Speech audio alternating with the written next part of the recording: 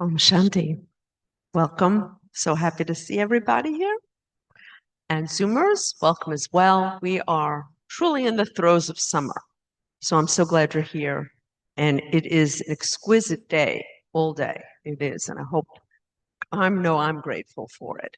But one thing about summer and the month of July, as you know, we have been talking about freedom because, on July 4th, Independence Day, it's our 250th, going to say wedding anniversary, but our anniversary, our birthday, however you want to call it. But freedom and transformation has been the month subjects. But today I'm very pleased. I actually had to give it a lot of thought about daily practices for inner independence, which is very important. There's this expression, you go along to get along. And as a former politician, oftentimes you find it's just easier to go along to get along. But that's not the way I think it's supposed to happen. We're supposed to have our core tell us what we should do, independent, if you will, from others. And that comes from a discipline, from thoughtfulness, from a true belief in oneself, the confidence in oneself. So I'm very interested to hear about practices for inner independence because I never really thought about as a practice, but anything important does require practice. You want to build up your body, you got to go to the gym. You want to build up your language skills, you got to study. Well, there's an expression, freedom ain't free. Boy, do I believe that it does take responsibility.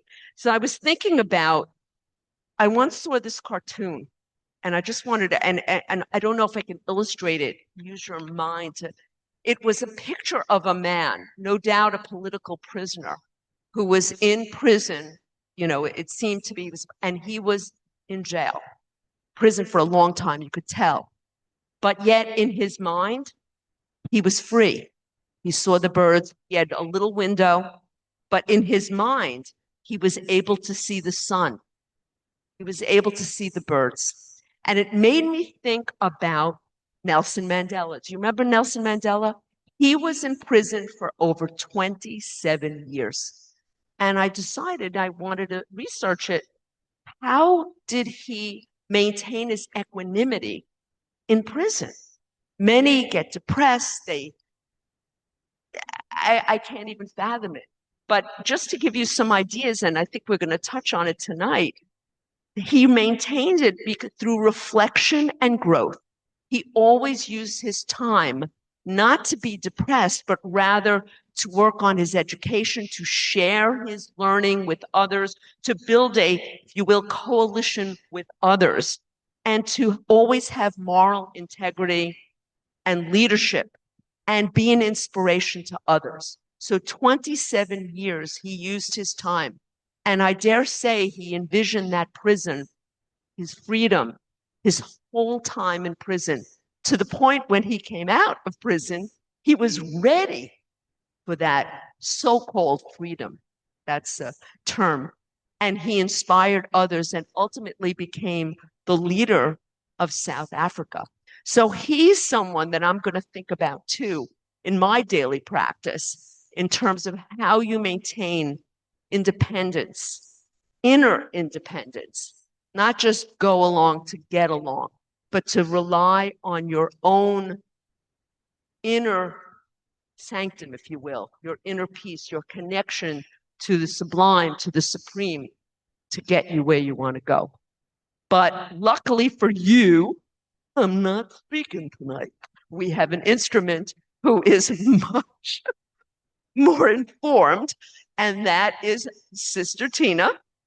Many of you know. She is a scientist, a PhD in plant science, and worked in research academia, if you will. And she's been practicing Raj Yoga.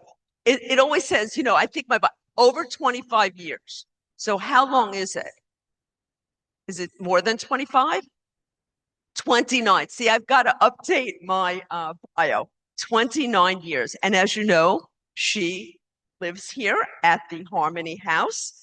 and directs us in many different classes and retreats. And I know I'm working on her because she's a woman of peace. We're working on a project together for a few years now about finding peace and being peace ambassadors. And also one more shout out, and I'm going to remind you again, tomorrow we're having our Peace in the Park in Central Park.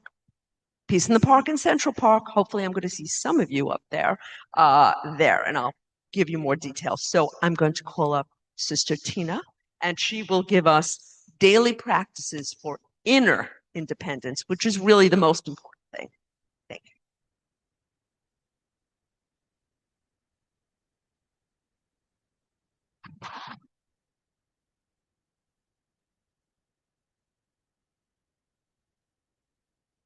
Thank you, Michelle. Om Shanti and greetings, everyone. Happy evening to those on the Zoom. It's nice that we have this option. If you can't come, you can be on the Zoom.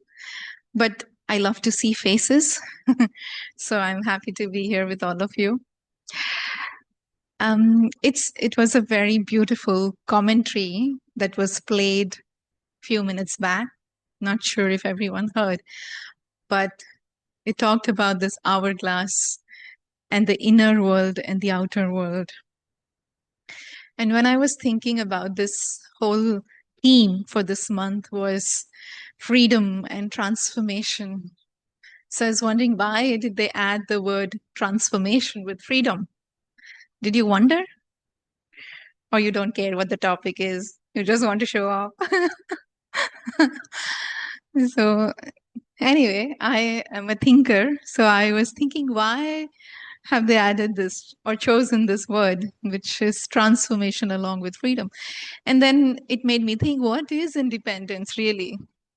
And of course, you can define it how the way defines it, like freedom from other country, or freedom, like how Michelle was saying, it's our 250th or anniversary of celebrating freedom, things like that. But spiritually speaking, I was feeling that the sense of freedom or sense of being independent is really a state in which nothing is weighing me down.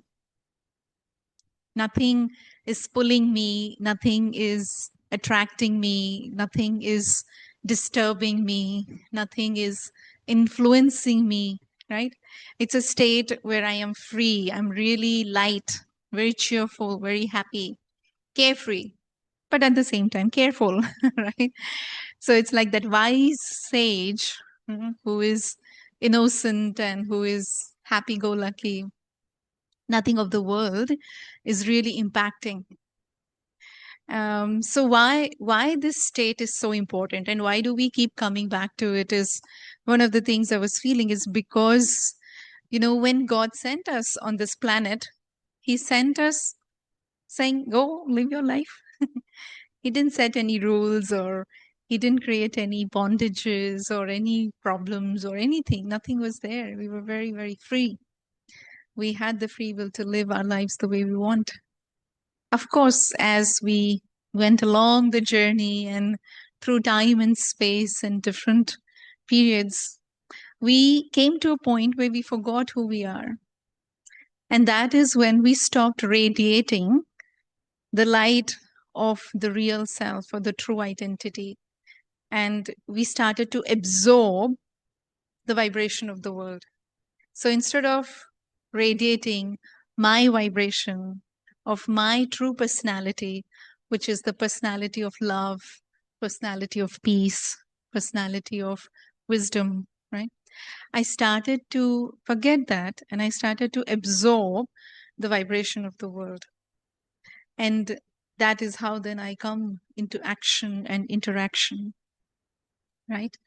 I want to repeat, instead of vibrating from my real personality of my true self, which is love and peace and happiness, I have become the one who has absorbed the vibration of the world or acquired the energy from the external world.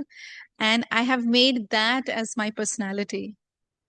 And now I radiate energy of fear or anger or animosity, things like that.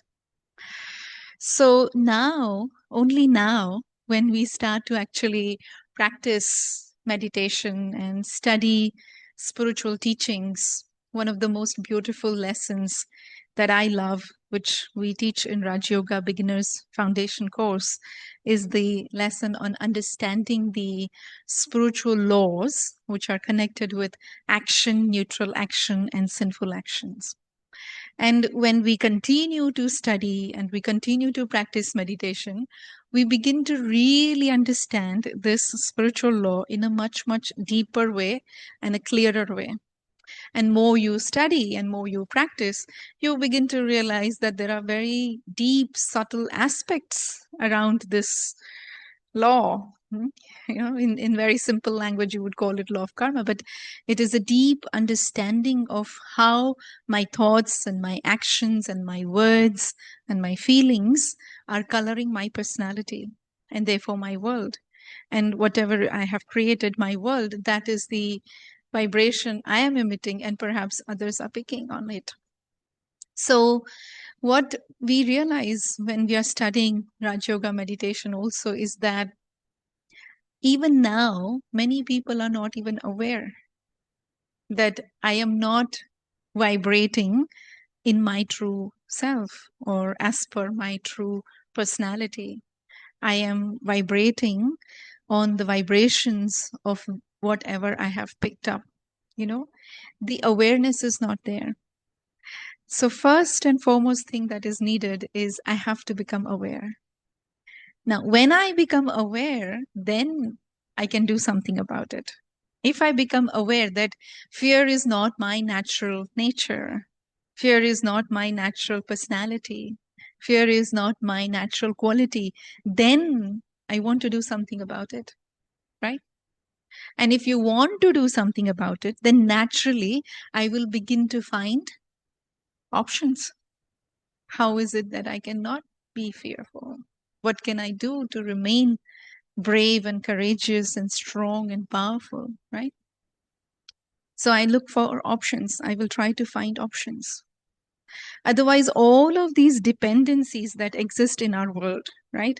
It could be dependency, for example, I like to eat sweet, but my doctor has said no, but still I want to eat it. So now I am dependent on the food, right?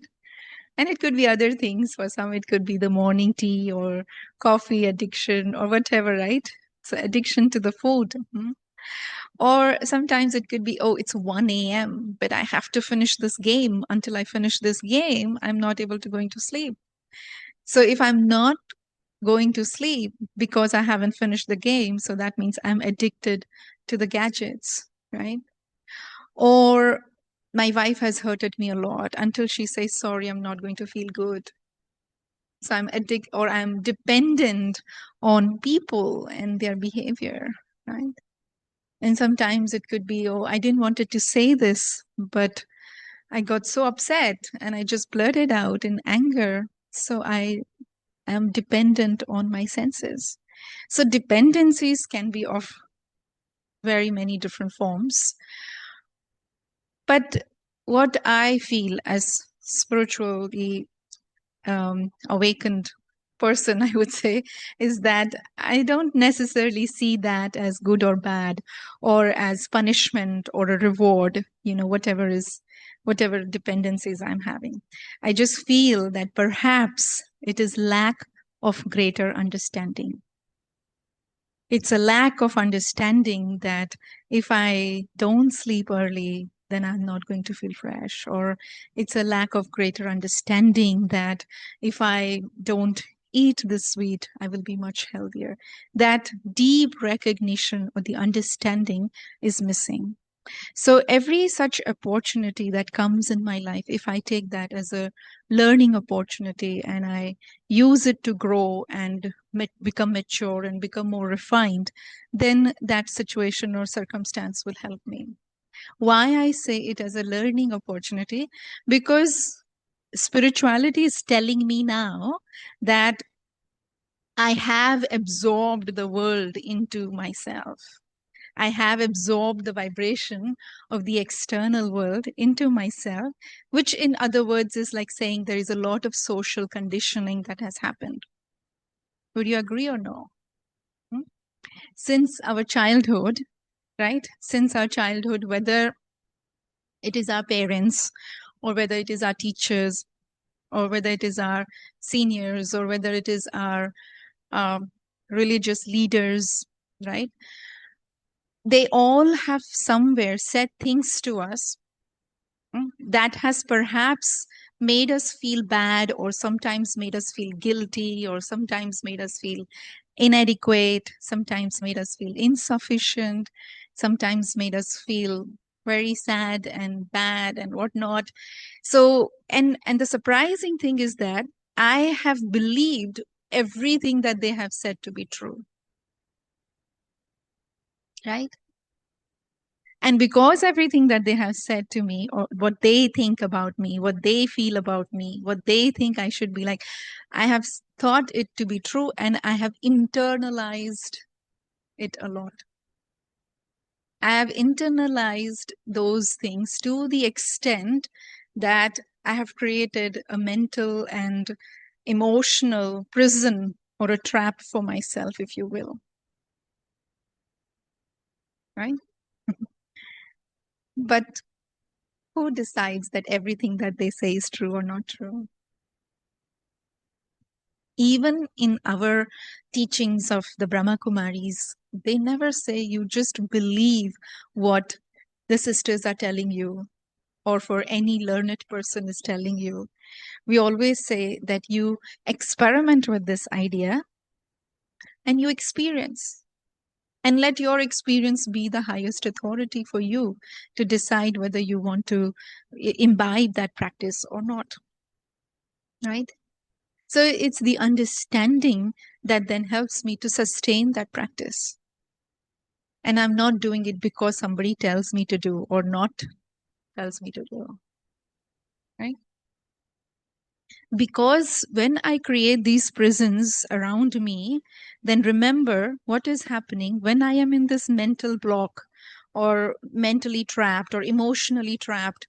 Then again, remember, I'm not coming into this world of action and interaction from my true self. I'm not vibrating from my true personality. I am letting the external voices to be part of me, to be my personality, and that is how I'm projecting myself also. And that's where then you forget, no? So now spirituality tells me I'm a beautiful point of light. I'm a beautiful being of energy. I am love. I am peace. I am powerful. And when I begin to sing this song, and when I begin to listen to this internally and I internalize it, I again come into the field of action where I'm vibrating from this personality, which is the true personality. And instantly, all the responsibilities and relationships in which I come and interact, I am radiating this pure energy. But alternatively, I could be hearing a contradictory song. I could be hearing the song that says, I am weak, I am angry, I am upset, I am tired, I am frustrated, I am sad, I am depressed. Right? And when you listen to this song and you begin to sing this song, then that is the vibration that you will spread. Right? So, really, you have to ask yourself, which song do I wish to sing? Because remember, whichever song you sing, that is what others are going to pick up on. You might have seen, no, when sometimes you hum a song or you sing a song, and if others know that and like that, then they also begin to sing along, right? Hmm? You have that experience or no? At least in my culture, if we are like five people at home, and if one of us sings that song, then others also join along, and all of us begin to sing that same song, and slowly the whole house is even, let's say, if neighbor's house, because in India the houses are just next to each other like in apartments. So if the neighbor's house is playing some music, some song, and you know that, you begin to hum that song, you begin to sing that song, and slowly you see others begin to sing that song, and now the whole world is singing that song, and slowly it becomes a very normal thing. So if I say I am angry, I am upset, I am frustrated, if I say that to you again and again and again, you also begin to say that. And when you begin to say that, then others in connection with you will begin to say that. And it's like a viral spiral cycle. And what happens is slowly then we say that being angry is normal. Being frustrated is normal. In today's time, being depressed is normal. But we forget it was never normal, right? So this brings me to my first practice. The first practice that I would like to share is to ask yourself on a daily basis or even intermittently, what song am I choosing to sing? What song am I choosing to play? And every time you remind yourself, the world is going to project itself onto you. The world is going to reinforce their thinking and their thought and their feelings about you. But what you have to do, courageously and with confidence, say, no, no, no. I am a good person. I am peace. I am love. I am happiness. Hmm? You have to honor yourself in that moment and very assertively say, no, I am a good person. And say, good person can make mistakes. So I realize I have made a mistake. Okay, I can wake up to it. I can transform it. I can reform it. And that's where, when I transform that energy, I give myself freedom from that trap. Right? But I don't take it now that what you think about me or what you say about me is right. Right? Or it's okay. Hmm? You cannot allow others to dictate their experiences or their feelings or their thoughts upon you. You still have to very, very consciously remind yourself of the true form, the eternal form, the original form, which is very beautiful, which is very light, which is very free, which is very generous, giving. Happiness is there in that true identity. So when I begin to radiate like that, then I am not creating any more bondages. I'm not creating any more traps for myself. I am freeing myself from those traps. However, we live in the. You want to say something? If it's quick thing, okay. So I'll come back to you. So but what is also happening? We are living in the world of social media, and in the world of social media, others' opinions matter a lot. So I feel when we are too much on social media, then we become absolute slaves of public opinion. Whether people like it, whether people want it, whether people appreciate me, you're constantly thinking of what others like, what others feel. There is not even, like, that day I was listening to this short clip I was watching, and even to order whether I should order a burger or a sandwich, I have to check in with my husband or I have to check in with my children. There is no freedom for that also these days. You want to know what others want to eat, and then you want to eat that. But you can leave those things, no? You can leave that kind of um, attitude of pleasing everyone or going along with everyone in that way. So social media actually is, again, not only just the platforms out there or people out there or public out there, but it could be anybody except the soul or except the inner being. Anyone outside can be part of that public opinion. Like I was saying, parents could be part of it, or teachers could be part of it, or the way your religious leaders have made you feel could be part of it. Google could be a big part of it. What Google says, people think is everything true, right? Or these days is ChatGPT. Whatever ChatGPT says, it's true, right? They don't even want to check, they don't want to make sure that it is true or not true. Mm. So there's so much dependencies on that. And the truth is that most of it is unreliable source of information. Why it's unreliable source of information? Because public opinion is constantly changing. Constantly changing. So if something is constantly changing, I don't know how many of you follow um, what the Gen Zs are doing.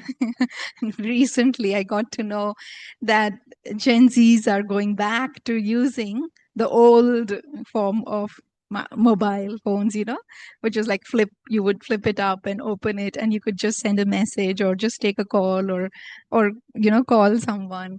But there is no notifications in that. There is no email in that. There is nothing in that. And I'm like, really?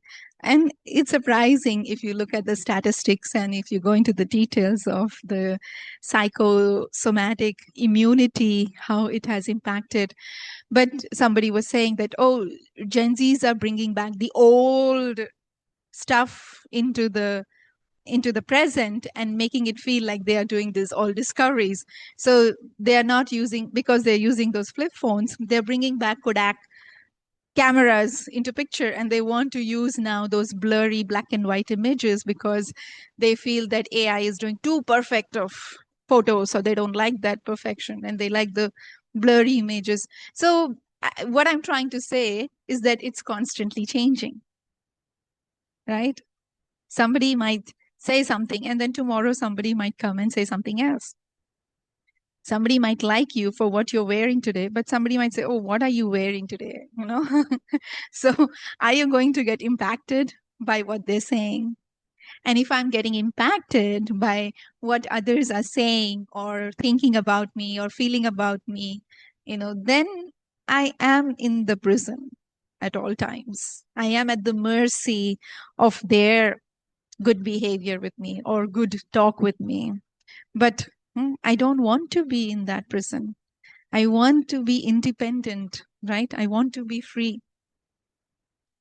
So, and the thing also is that when you start to continue to practice your meditation and you start to continue to study the spiritual knowledge, and you continue to then absorb the light of the truth, the source, it actually, you will realize that a lot of work needs to be done here. Why? Because people will enforce their ideas onto you. People will project their thoughts onto you. So I have to be stable. I have to be courageous. I have to be disciplined. I have to continue the path that I've taken. And actual challenge comes when you start to meditate, because you have just waged a war, or you have started the fight against the negative forces. And so when you're trying to remain in this personality of peace and purity and love and happiness and wisdom and power, what happens is that self-doubt will creep in. Or sometimes you will see lack of clarity is there, or you will experience that there is lack of confidence, or you will experience there is self criticism going on a lot. These things will happen. And that's when you might experience, a spiritually evolving person will always tell you this, that it's not that they never experience bad days. They will experience some bad days, right? They will experience bad days, means they will use those moments where they are defeated to and allow themselves to feel bad or allow themselves to feel hurt. But actually, spirituality tells me that this is just conditioning. This is circumstantial. Right? This is circumstantial means that, let's say, for example, some of you know, and Michelle just announced that I have worked with plants as the model system in my research. And plants are living organisms, and living organisms have their own thing going inside. We don't know what they're doing inside, right? And so I was doing this research of studying the cold responding genes. And so I did this pilot study, which was a small scale experiment with 60 seedlings, 60 plants. And when I did the experiment, I got very good results. The genes, which are cold responsive, they induced, and I was very happy. So I said, okay, now I can scale it up. And when I scaled it up and did 300 plants, and I was studying that, and I did a lot of work. And then finally, I found, because you don't know the results unless and until you reach the final step. And I realized that everything failed. Nothing was induced. Even the genes that are published that they should be induced when you do this experiment, they didn't induce because you always use a reference point, right? So the reference also didn't work. And I was like, what happened here? And it was at that time my professor reminded me that, Tina, you're working with living plants, right? So try to figure out what is happening here. And of course, it became a very beautiful research paper where, which was not published until date, was that the cold responsive genes are also working with the circadian rhythm of the day and night. So when you do 60 plants, let's say you finish your timing at 10 a.m., but when you're doing 300 plants, by the time they're ready for sampling, it's like 1 p.m. So when you extract at 10 a.m. versus 1 p.m., it's completely different. It's circumstantial. The result is not same because the circumstances at the point in time when I extracted the tissue was not same. So similarly, when I am in the field of action, when I am in the field where I am connecting with my relationships and my responsibilities, there is no guarantee that they will behave the same every time, right? So I have to remember this, that spirituality tells me it is circumstantial, means I am practicing what I am practicing in a huge spectrum of variant circumstances.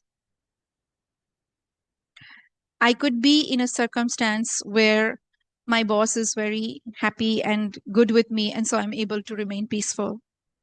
But I could be in a circumstance where my family is distorted and I'm not able to remain peaceful. Or I could be in some other circumstances, right? So there is a huge spectrum of circumstances that we're dealing with, right? So when I remind myself that this is circumstantial and I'm practicing and I am learning and I am growing and this is only going to help me to move forward, then I don't allow that negative vibration or that trap to come into picture. I remain stable in my practice. I remain consistent in my practice. Even though, let's say, I am practicing peace, but I become angry today, it's okay. I will practice again. And tomorrow, maybe I'll become more peaceful. Or I will not react as strongly as I reacted yesterday. So I have to give this leeway to myself. So this is where the second practice comes in, is that any situation that comes in your life, you interpret that as a way of something is there which is for your better good. In that situation, there is something for you to improve. There is something for you to be more resilient. There is something for you to become more hopeful. So you interpret that situation, that circumstance as beneficial. Because when these situations come, when these circumstances come, spirituality is telling me that I have to practice flexibility, or I have to practice slowing down, or I have to practice tolerance, or I have to practice patience, or I have to practice accommodating, or I have to practice letting go. Something, no, I am practicing. And when I am practicing, so it's not really a bad day anymore. It's actually giving me um, an opportunity, or it's making me obliged to express my own inner beautiful self. And when I am able to express myself, I am actually strengthening my original characteristic, my original characteristics of being more loving, being more peaceful, being more humble, right? So it's actually helping me to not remain weak. If I don't use my muscle, what will happen? I will remain weak. So every opportunity I get to use this muscle, it's a way for me to strengthen it. So if I see these circumstances in my life, or these situations in my life, or these test papers in my life that come as opportunities to express myself, then I am not disturbed. And I don't have to again absorb that energy. I have to continue to radiate my energy of peace, of love, of happiness, right? So the practice that here, third practice, is to honor yourself. Honor yourself means no matter what the world thinks about you, you have to think that I am love, I am peace, I am powerful, I am strong, I am sweet, I am loving, like that. Right? Can we tell to ourselves? Shall we speak it out loud? Huh? Say, I am love, I am peace, I am powerful, I am sweet, I'm loving, I am beautiful, being of light, right? So every time you speak like this, you're honoring yourself. You're not hurting the inner self. And honoring yourself is very important.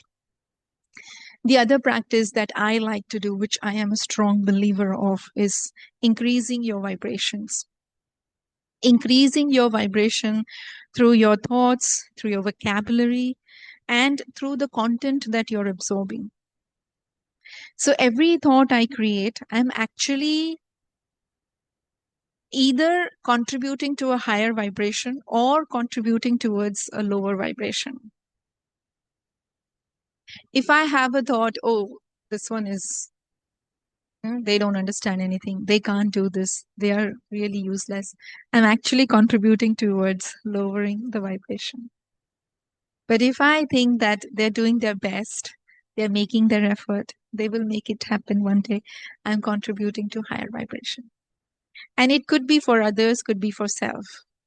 So one of the practices that we do when we start to practice Raj Yoga meditation, we have huge array of practices. The first thing in the morning that we get up and do is we say, good morning to the beloved Father. You know? So instantly what you're doing, you're connecting with the source. You're connecting with someone who is at a very high vibration, right? And when you connect with someone who is at a high vibrational frequency, then you're not absorbing the world into yourself. But if first thing in the morning you get up and look at your phone, and what is the WhatsApp saying, and what is your email saying, and what is the social media saying, what is the news of the world, you've already absorbed the world inside. And it would create that kind of vibration, right? So that's one practice. We also have this practice of taking a pause and then asking yourself intermittently, what am I thinking? Right? What am I thinking? Or pausing and simply saying, am I strengthening the inner self, from the real personality of who I am? Or am I absorbing the vibrations of the world? Anytime if somebody's upset, somebody's angry, somebody's not happy, somebody's discontent, am I allowing that to affect me? Am I allowing that to influence me? Am I allowing that to be absorbed within me? But if you don't pause, you will not be able to realize. That's one practice that we do. And then vocabulary, again, I am a strong what do you say, advocate of using right words, using right vocabulary, because I feel words are not just words. Words stick around, right? And others will repeat it. There's this little girl who comes. There are kids, no? They come for kids' classes, and I was sitting with her mother one day, and she's like 7 years old, maybe, or 8 years old. Very, very sweet girl. And I was telling her, "Oh, you're so sweet. You're like an angel. Your smile is so beautiful. You're so happy all the time I see you." And I was just praising her because in a very genuine way. And her mother also then started to say, "Yes, yes, you are an angel. You are beautiful. But sometimes the devil comes out of you." So I am like, you didn't have to say that. And then she said to me, "But that's true, Sister Tina." And I said, "Even if it's true, you don't have to say that, right?" Because whatever, especially for children, their minds are absorbents, like sponge. They absorb everything. So what you're saying, you are the one who's listening first. And then, of course, others will listen. So if you are speaking words that are not royal, or you're using foul language or aggressive language or negative words, then you're not helping in any way. You're not helping yourself, you're not helping others. You're not creating any powerful, strong, good vibration. So you have to pay attention to your vocabulary. Conscious speech practice, we call it, or conscious vocabulary practice. Why I'm saying what I'm saying. Is it necessary? Am I saying from the space where I'm very stable, or I'm saying from a space where I'm very emotional and worked up and I have to, put them straight, right? So you have to check that. And then there is one other practice that I like to do is the conscious detachment from the action. Conscious detachment from the action means I did some action and now I am not expecting a certain outcome from it. Although I know whatever the outcome will be good. But I am not attached to a particular outcome, because if I'm attached to a particular outcome, and let's say if something else happens, then I might not like it. And I will become sad, or I will become disappointed, or I will become upset because it didn't pan out the way I had thought it will. But maybe it came out even more beautiful than what you had thought. Or there is higher good in what came out of it, the way it came out. Right? So I have to get rid of this mental block that the outcome should be like how I expect it to be. Any expectations around the actions will not help you to actually perform charitable actions. Charitable actions are actions where you are not attached to the outcome of that action. And it's a very good practice. Whether you're with your kids, whether you're with your parents, whether you're with your spouse, whatever actions you're doing it because you want to do it. It's really out of selfless love or no expectations. I know it's hard, but it's possible, right? So you're consciously practicing detachment from the action. You do what you want to do, but you don't then expect anything. Let it come out. Trust the action is good. Do with your 100% awareness and then leave it. And then there is one other practice that we do in Brahma Kumaris is the practice of reflection. So consciously reflecting on, let's say we are taking this topic of independence, then you can constantly reflect that in my whole day today, was there anything that pulled my attention or that made me feel that I'm not independent? I'm dependent on this person, or I'm dependent on this situation. So you can reflect on that and you can write a little bit journal about it, because more you reflect, more you become powerful.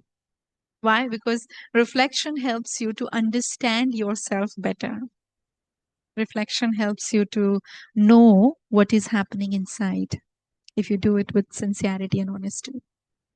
And then the one other practice that we do is we release at night. Release at night is before we go to bed. We always have few minutes of meditation, and whatever has happened throughout the day, I release it either through the practice of forgiveness or through the practice of letting go or through the practice of surrendering. You can use different concepts in meditation that we have, but you don't want to carry forward that into your next day. You want to start your new day as really new beginning and not something from the past is lingering around.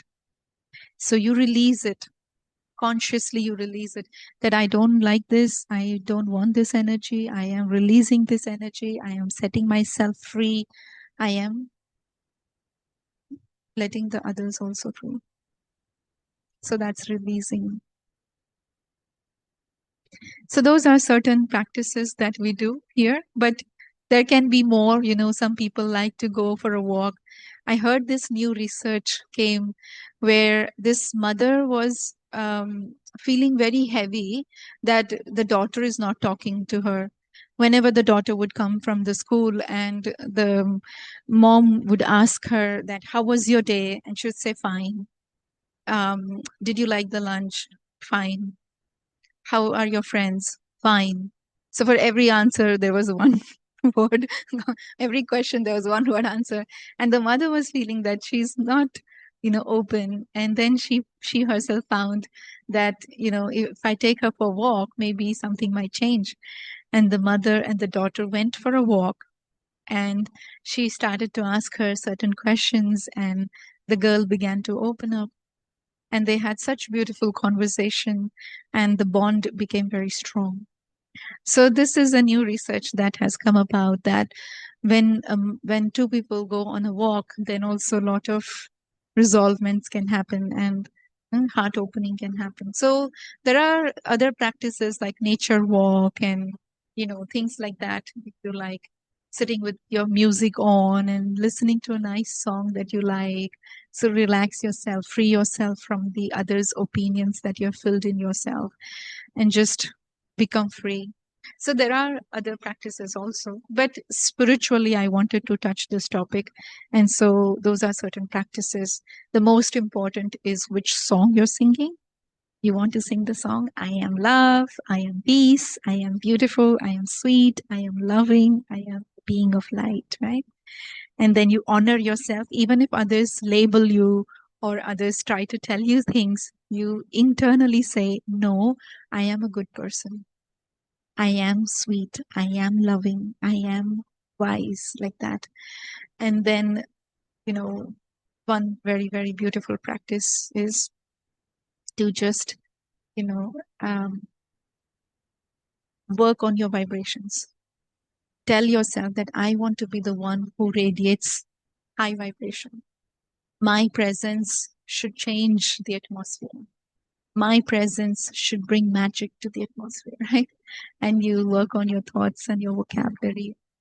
The content we absorb is also very important. Let's say I'm watching a lot of movie or cartoon or whatever which has lusty feelings or which has a lot of arrogance or anger, then suddenly it becomes part of me. It becomes my personality also. People say no, that if you keep a lot of hurt inside you, then you begin to hurt others, right? So it's very important what you are absorbing. So don't allow yourself to absorb the content which is not elevated in nature. So I'm going to stop there and see if you want to say anything and share anything. Yeah. I lead a women's group in the Great Neck Library. Uh-huh. And most of the women in that group were 50, 60, 70, 80, and 90. Uh-huh. Before I left for the summer, a 24-year-old girl was sitting in the group. Mm-hmm. And we talk about our issues of aging and all that. And I asked this 24-year-old girl what she was getting, because I was a little concerned about her in the group. And she said, a lot. Uh-huh. Now I'm sitting here at 95 and a half, living alone in a house, carrying on a full life, life. I do all what you are talking about, some of it, not all, but the self-love, the self-appreciation.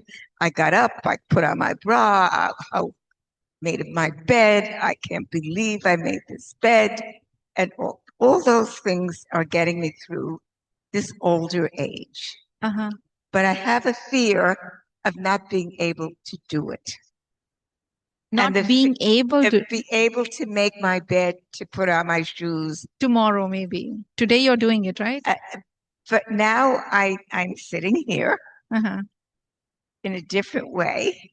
But there is the word fear that has taken me on a different kind of a journey that I'm really liking of old age. I love my own, Mhm. and I love me to be Mhm. able to get to this point, to be able to live alone, to be able to drive a car, to be able to teach. But there is a fear that is taking over, Mhm. and the fear is when I can't do it. So if I'm sitting here at this age, and everybody is not 95 and a half, I know that. What are they going to get out of what I'm just talking about? And what am I going to get out of this fear of not being able to be the way I am? I am only 44 right now, but I feel that when time comes, we will see. That is my attitude. I don't have to worry about it today.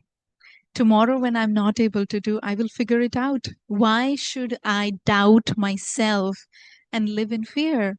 Actually, you're doubting yourself. If you are not able to do tomorrow, it's okay. Maybe you will find a help. And maybe you will become a source of inspiration for that person who becomes your helper. And you might touch their lives in different ways. Who knows what is God's plan for you? But if you trust God's plan, if you trust your good actions that you have done today, you will reap good fruits. So I don't have to worry about tomorrow. I don't have to sit and fear. If I do think like that, then I will never be able to drive a car. What if I meet an accident? What if this happens? What if there's a big if. So if I were you, I would let go of this fear. I would surrender this fear, and I would trust his plan, that he has this plan. He has brought me up to this point where I'm 95 and a half. And wherever he wants to take me further, it's okay. It's fine. If tomorrow you're not able to make your bed, so what? Today, people who are in healthy bodies are not making their beds. It's okay. Don't let that bother you or bog you down. Free yourself and say, we will see tomorrow. I know I will figure it out. I have managed my life until this point. I will figure it out. Yeah. So if I can't get out of bed tomorrow morning, that's okay. It's okay. You call one of your friend or call someone to help you, and it will be fine. And if you can't get up at that same time, let's say today I'm not feeling like getting up at 8 and you want to get up at 8:30, it's okay. You can't be very rigid. I forgot to mention that point actually. When you're doing these practices, you cannot be very rigid. Otherwise, you won't be able to take it long ways. You will get tired in between and you will get frustrated in between if you're not able to do. So really have to keep practices that you're not very comfortable with, but you're not very uncomfortable either. Just a little notch up, you're going. So that would be me personally. If I reach your point and I am not able to do, I will be okay.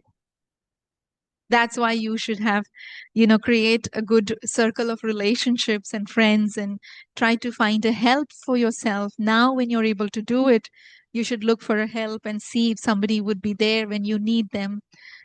So you have to plan for your tomorrow rather than sitting and stressing about it. Yeah. Mm-hmm. Anyone else wants to share anything? Are you first time here? You've been here? Oh, you moved away.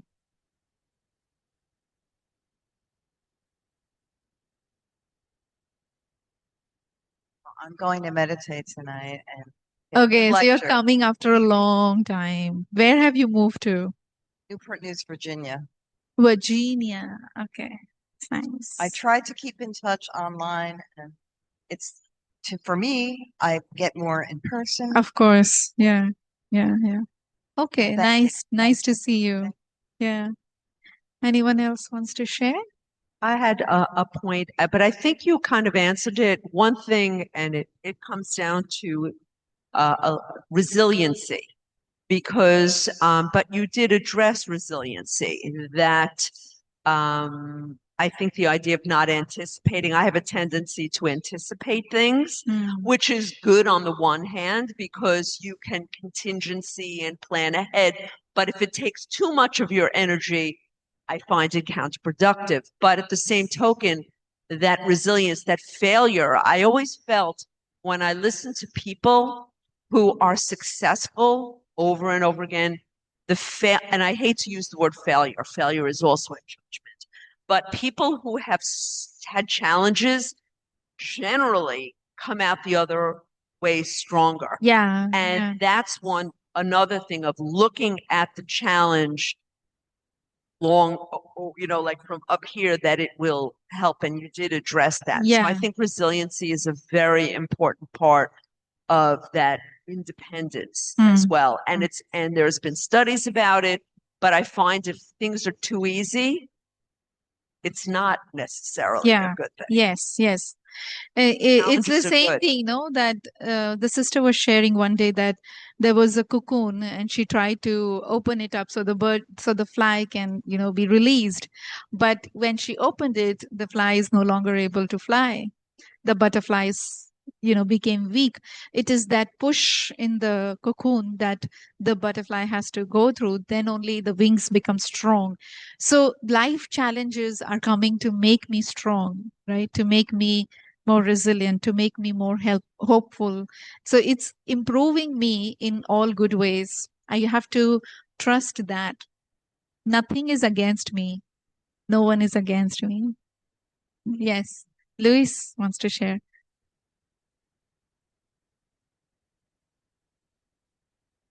Yeah, very quickly. Hi, everybody. I want to honor your fear.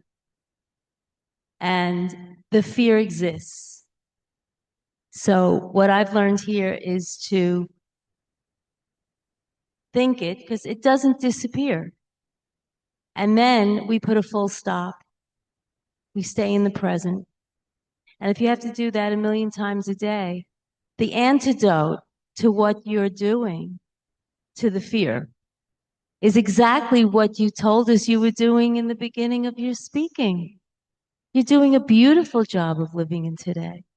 So when that ugly little devil rears its head, shut it up, but honor it and then move on. That's all we can do. I manage my fear that way.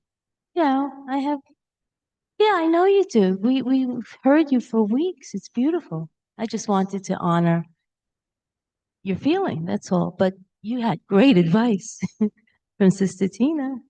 That's the way to go. I know, because she taught me. Very nice. Shall we close? You want to say something? I'm sitting here not with a wet bathing suit, but almost a wet bathing suit, because I really live what you say, and I need to hear what you say, and I need to express what I'm saying. But I did get up this morning. I did make my bed. I did all the things I needed to do. I jumped into a swimming pool and swam 12 laps. I did very tired. I did get into my car and I came here. So I'm living what you're saying, absolutely. But it takes a lot. It does. And I honor that too. Sister, can you do a commentary Yes. for us? Yeah. Just few minutes of meditation. So let's just stable ourselves. Sit straight. Very gently as you're breathing in and out. Pull your attention from the outside world. Whatever has happened throughout the day, gently apply a dot and focus your attention to the inner world. Inside, I am a life force energy, beautiful, radiant, sparkling light, filled with innate goodness. My original self, my eternal self, is peaceful, very loving, joyful, blissful, powerful entity. My true nature is very comforting. My true self is exactly like my beloved Father, the Supreme Soul.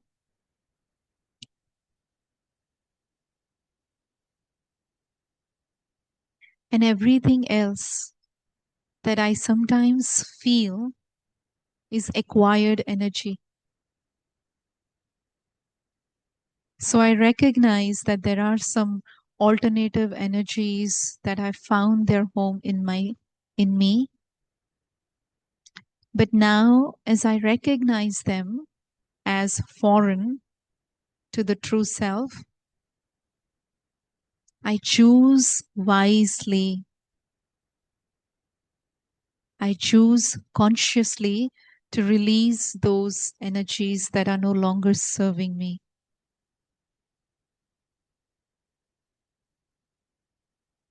The energy of lack, the energy of discontentment, the energy of fear, the energy of being insufficient and inadequate is all no longer serving me.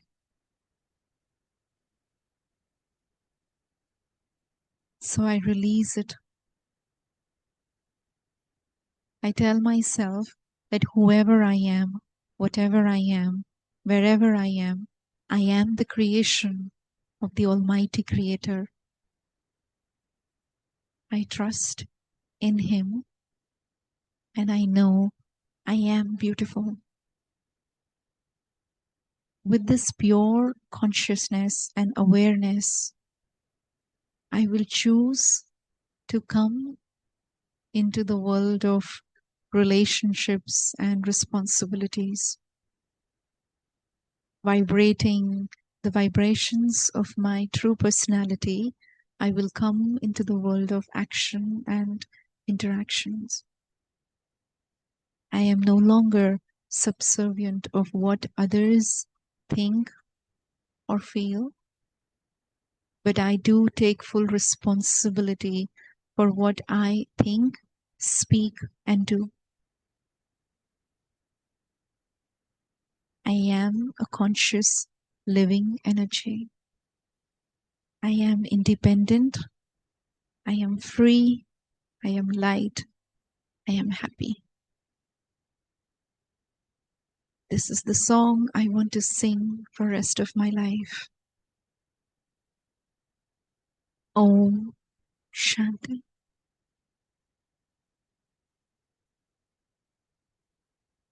Tips because they're very helpful and practical, and it's a good, I want to say training, but it is, you're kind of like a trainer.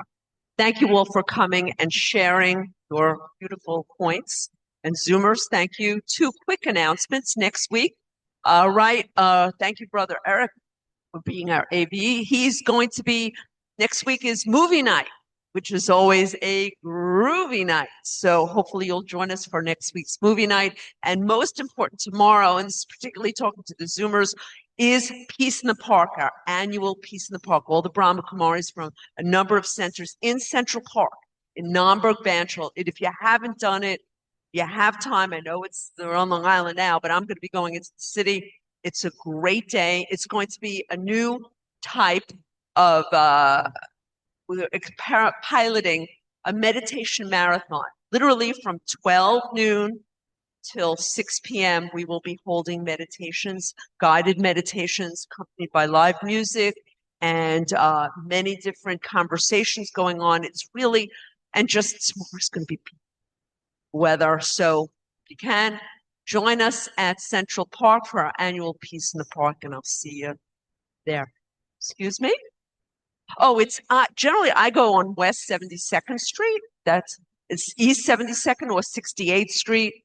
Oh, no, it's in Central Park, but it's the Naumburg Bandshell. And I can't tell you how to get there. There are information booths all over the place because I'm not great at directions, but I generally go to the 72nd Street entrance and I get in and there's always someone that can point it out. It's not that far. No, this year it is not going to be in a live feed. We will have some pictures of it, but no.